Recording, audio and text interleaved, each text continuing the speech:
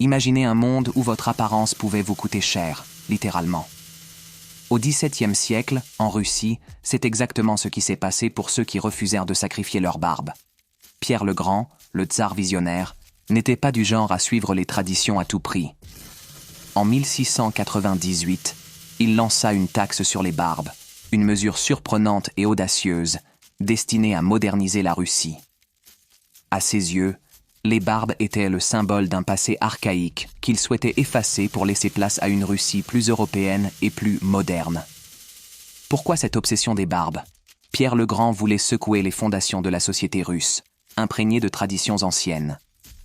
Son rêve était de faire de la Russie un acteur respecté parmi les grandes puissances européennes, un pays dont la culture et le style de vie se rapprochèrent de ceux des nations occidentales. Pour cela, il n'hésita pas à bousculer les habitudes, même les plus ancrées. Ceux qui voulaient regarder leur barbe se retrouvaient donc contraints de payer une taxe. Et pas question de cacher la décision. Une médaille, portant la mention de leur contribution à l'État, était remise en échange de la barbe payante. Cette taxe fit bien sûr grincer des dents. Les nobles russes, attachés à leur barbe comme signe de leur identité, ne voyaient pas d'un bon œil cette imposition. Pourtant, ce geste audacieux de Pierre le Grand illustre bien sa volonté de réformer en profondeur une société figée dans le passé.